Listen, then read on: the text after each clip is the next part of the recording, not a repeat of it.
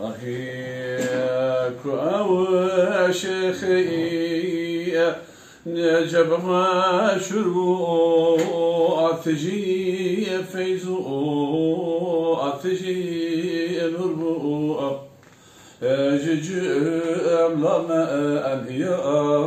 ضربو كسر حيشو جدنياي ججم لما أنهي ضربو كسر حيشو جدنياي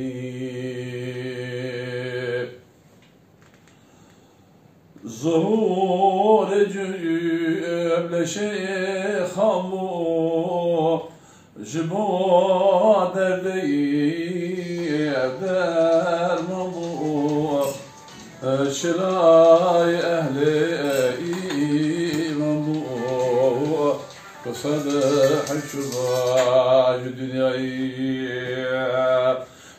شراي أهلي مبو قصد حشراج دنياي أهي وجي روجي بيا بوازهي حبيبنا أزكو سري وكيل سبأ دخولك بأب كسد حشواج دنياي وكيل سبأ دخولك بأب كسير حشواج دنياي فيا ربنا وربنا عبيد جئ بنا والحي معاصنا كثيرنا لا لها عدنا وحسبان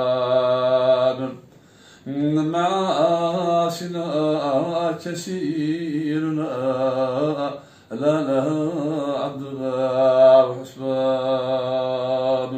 ترى حسين مدحا مازنا صرار تدا تنا كار هي تدا هي شو يخد تعالى أو مازن شكلنا مدحا مازنا دا kesinlikle zarar kittuna ama kasida Şeyh Ahmed Efendi Çaneviye seçer bendevi bir medavu bu hatırete keşkiş kelir bunu diyecek. Keşkiş zaten takmışsıydı. Kardeşler razıyla, kadı ömrette havala direşke, bereket ömreveke, me bede bu hatırı salaha inşallah. Amin.